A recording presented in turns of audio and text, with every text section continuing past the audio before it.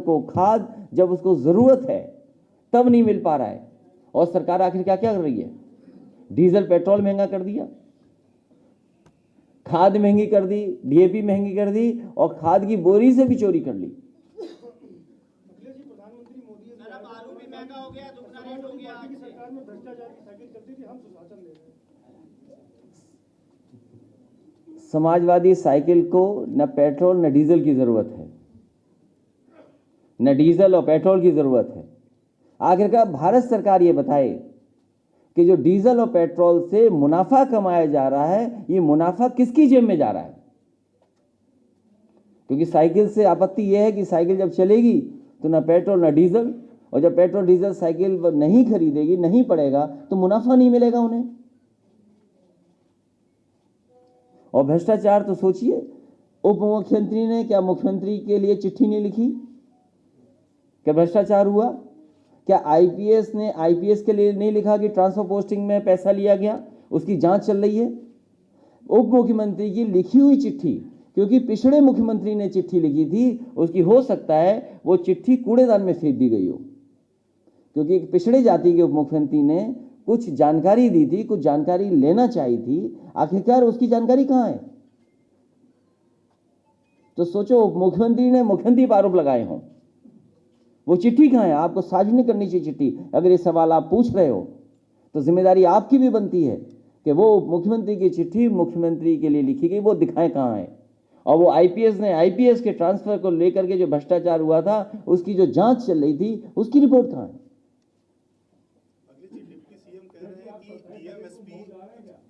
मैं मऊ जा रहा हूं। सवाल इस पर एक ये है कि ओम प्रकाश राजभर कह रहे हैं उन्होंने 2 हेलीकॉप्टर बुक किया है, एक आप आएंगे, एक से वो आएंगे, तीसरा भी हेलीकॉप्टर। सवाल हेलीकॉप्टर का नहीं है, सवाल ये है कि ओम प्रकाश राजभर जी का दल और हमारे लालजी वर्मा जी, रामचंद्र राजभर जी, निधि सरोज जी और इधर हमारे रामप्रसाद चौधरी जी, त्रिभुवन दत्त जी और राममूर्ति वर्मा जी सब एक मंच पे बैठे हैं और पीछे देखो कितने बड़ी संख्या में लोग बैठे हैं। तीसरा साथी भी आएगा क्या? अब जब नेता जाते हैं तो हेलीकॉप्टर में सीट कितनी होती हैं?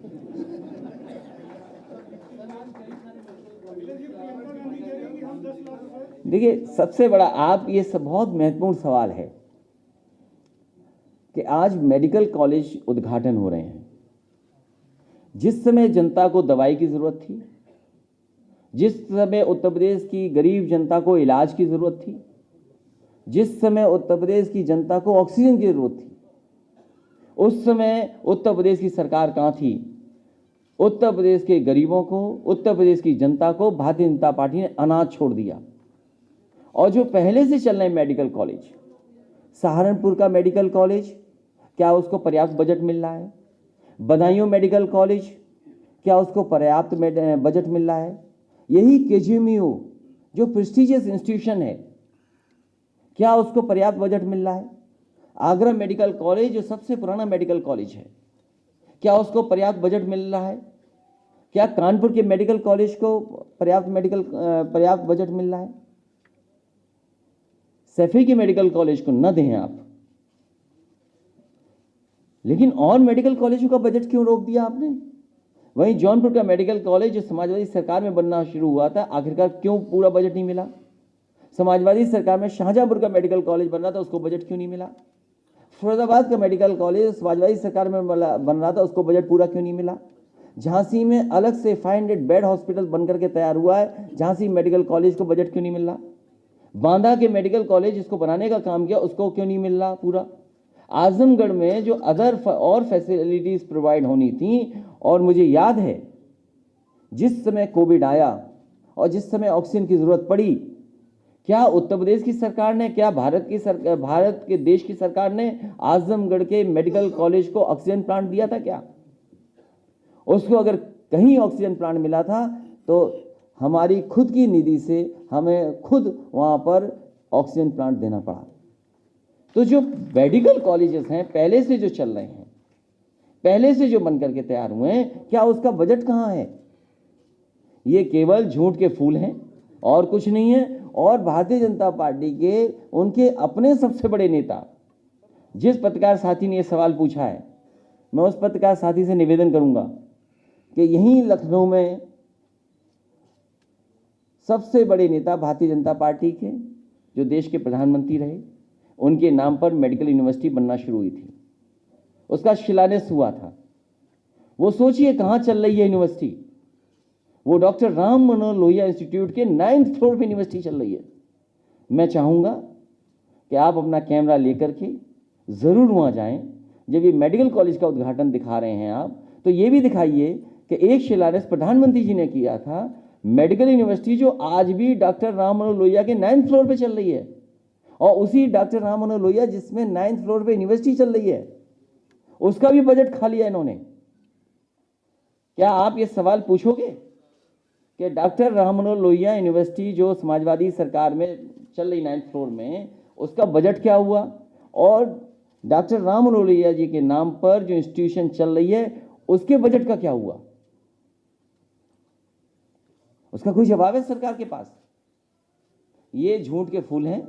चुनाव करीब आ गया है, जनता इन्हें हटाने जा रही है, इसलिए जगह जगह जाकर के मेडिकल कॉलेजों का उद्घाटन हो रहा है। ये जौनपुर के नेता बैठे हमारे, बताइए जौनपुर का one of the best medical college था, जिसका इंफ्रास्ट्रक्चर बहुत अच्छा था। और आप बताइए कि जो कैंसर इंस्टीट्यूट बना है लखनऊ में, जो कैंसर इंस्टीट्यूट बना 4.5 साल इंतजार किया जिसने, और इसलिए नहीं शुरू किया गया क्योंकि ये समाजवादी सरकार ने बनाया है।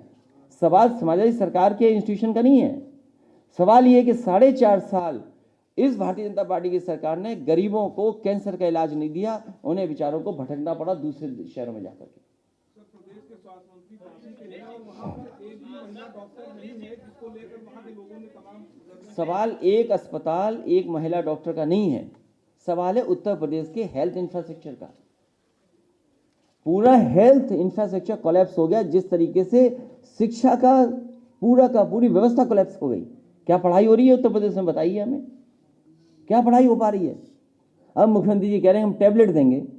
4.5 साल कौन सी टैबलेट देते रहे आप? कौन सा कैप्सूल दिया आपने जो अब टैबलेट दे दोगे आप? प्रधानमंत्री ने खास तौर पर कहा है कि पूर्वांचल की उपेक्षा की गई। देखिए, अधिकारियों को सबसे पहले पता लग जाता है सरकार किसकी बनने जा रही है।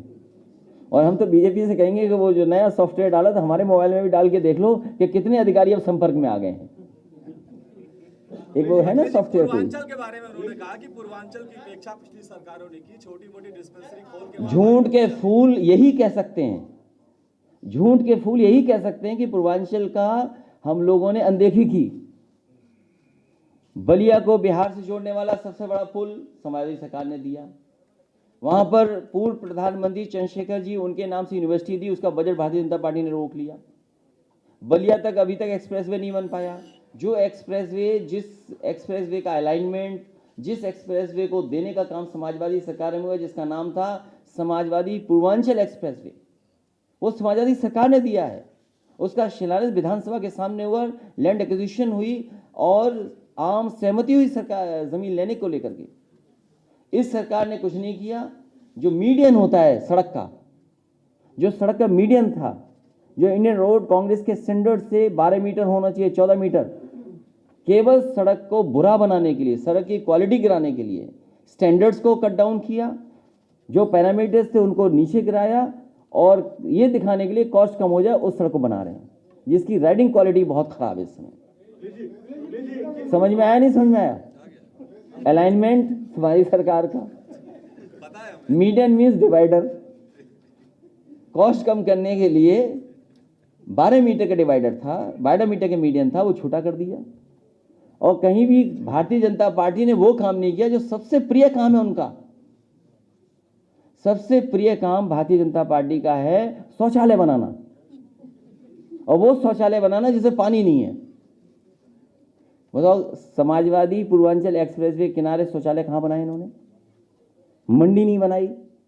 और हो सकता है, मैं आज कह रहा हूं आपसे, पंजाब के चुनाव देखते हुए, उत्तर प्रदेश के चुनाव देखते हुए, हो सकता है किसानों के कानून रद्द कर दी जाए तीनों, और फिर चुनाव के बाद नए कानून फिर आ जाएंगे। क्योंकि जिन्होंने साइलोज बना लिए, जिन्होंने प्राइवेट लोगों ने इंफ्रास्ट्रक्चर क्रिएट कर लिया है, क्योंकि ये सरकार उद्योगपतियों, बड़े लोगों की मदद कर रही है। ये जो कुशीनगर का एयरपोर्ट है, ये समाजवादी सरकार का देन है।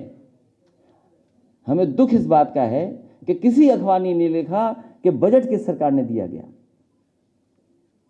मुझे दुख इस बात का है कि किसी पत्रकार साथी ने किसी अखबार में ये नहीं लिख के आया कि 260 करोड़ बजट या सैंक्शन किस सरकार ने किया। तो आप भी सोचो। और ये वो एयरपोर्ट इसलिए देखने गए, हम और आप भी अगर कोई मकान लें, घर बेचें तो देखने जाते हैं, वो उद्घाटन नहीं था। वो गलत फहमी मत रहिए आप।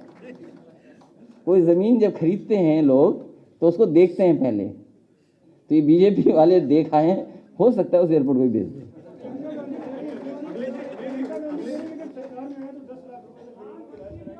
देखिए, समाजवादी पार्टी का सीधा निशाना है भारतीय जनता पार्टी को हटाना। समाजवादी पार्टी भारतीय जनता पार्टी को हटाने जा रही है। पेट्रोल डीजल पर पिछले कुछ सालों में केंद्र सरकार को 23 लाख करोड़ रुपए का प्रॉफिट हुआ है। अभी पिछले महीने जीएसटी काउंसिल की मीटिंग थी, खुद वित्त मंत्री यहाँ पर लखनऊ में रही जो अधिकारियों से मीटिंग की। खबर यह है कि ये यूपी से ट्रायल रन के तौर पर उसको जीएसटी में लाने की शुरुआत करने के प्लान है। आपका क्या कहना है? मुझे नहीं पता क्या जानकारी है आपको, लेकिन अगर साइकिल चलाओगे तो डीजल पेट्रोल नहीं जरूरत पड़ेगी, तो मुनाफा किसका गया? अगर आम जनता साइकिल चलाने लगे तो किसका मुनाफा चला गया? सरकार को मुनाफा ही नहीं मिलेगा तो सरकार बड़े लोगों को कैसे पैसे दे पाएगी? और जहां तक सवाल जीएसटी का है, ये जानते हैं कि अगली सरकार इनकी बनने वाली नहीं है, इसीलिए गन्ने की कीमत क्या रखी? गन्ने की जो कीमत बढ़ाई सरकार ने, क्या बढ़ाई? क्यों बढ़ाया? क्योंकि वो जानते हैं गन्ने का तो देना ही नहीं है, भुगतान ही नहीं करना है। जब आज नहीं दे पाई जो